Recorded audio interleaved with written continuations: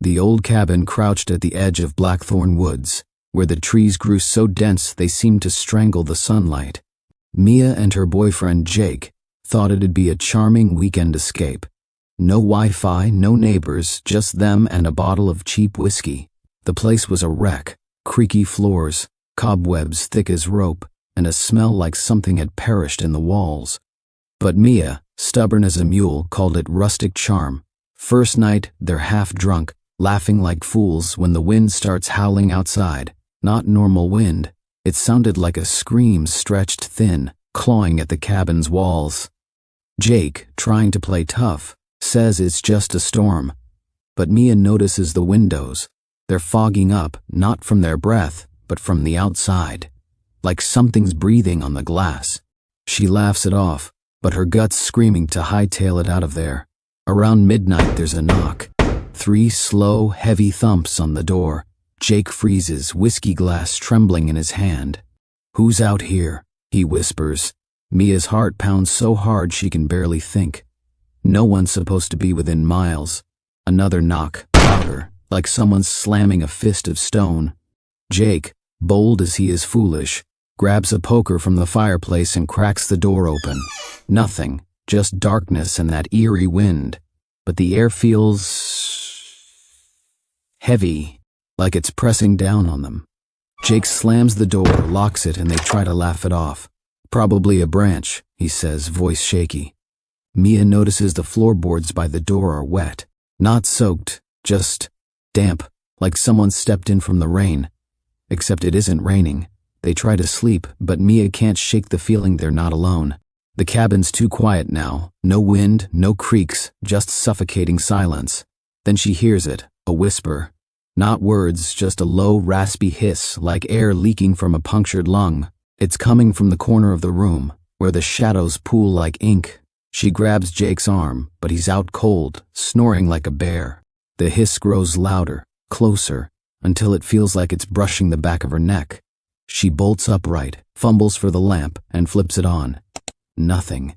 Just the dingy cabin and Jake drooling on the pillow. But the air's wrong. It's cold, sharp, like breathing in a freezer. And there's a smell, rotten, like meat left to spoil. She shakes Jake awake, but before she can speak, the lamp flickers and dies. The cabin plunges into darkness. That's when the footsteps start. Slow, deliberate, thudding across the floor. Not outside, inside. Mia's screaming, clawing at Jake, who's finally awake and trembling. The footsteps stop at the edge of the bed. Silence. Then a voice. Not human. It's like gravel grinding together, forming words that sear into Mia's mind. "You let me in." Jake sobbing, babbling about how they didn't invite anyone. Mia's too terrified to move. The air shifts, like something heavy leans over the bed. She feels it. A presence not touching her, but close enough to prickle her skin. The voice speaks again, slower, deeper. "I'm already here." The bed creaks, like something sat down. Mia's mind fractures.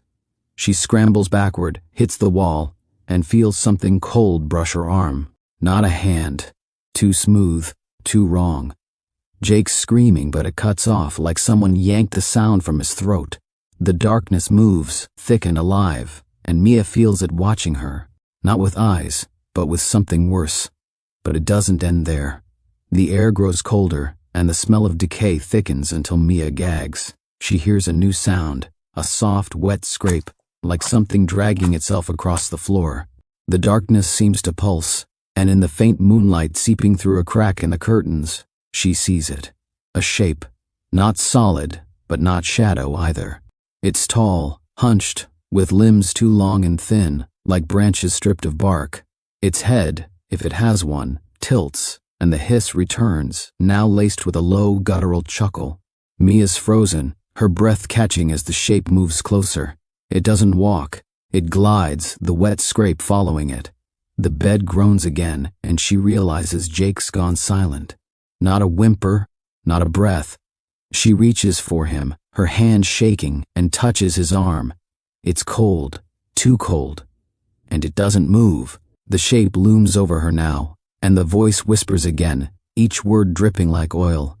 You see me now. The cabin feels smaller, like the walls are closing in. The shape doesn't touch her, but its presence is a weight, crushing her chest. She hears a faint crack, like wood splintering, and realizes it's coming from the walls themselves. The cabin is changing. The floorboards ripple under her feet, and the shadows twist into shapes that shouldn't exist. Faces, hands, eyes, all melting into one another. The voice laughs, a sound that makes her bones ache. This is home. Mia doesn't remember running, doesn't know how she escaped the cabin. Next thing she knows, she's in her car, flooring it down the dirt road, tears streaming down her face. She doesn't look back. She can't. But in the rearview mirror, for just a moment, she sees it, a shape in the back seat, its long limbs folded unnaturally, its head tilted toward her. Then it's gone. Mia never returned for Jake, couldn't. The police found the cabin empty. No sign of him, no blood, nothing. Just damp footprints leading from the door to the bed, and strange scratches on the walls, like something clawed its way out. Or in. Mia doesn't sleep anymore. Every night she hears that hiss, feels that cold brush against her skin. The shadows in her apartment seem too dark, too alive. Sometimes, when it's quiet, she hears those footsteps. Slow, deliberate, closer. Last week she found something. A photo on her phone, one she doesn't remember taking. It's the cabin's interior, dark and blurry. In the corner there's a shape, tall, hunched with limbs too long, and it's smiling. Not with a mouth, but with something worse. Mia knows it's still with her. It never left, and now it's waiting for her to look at it again.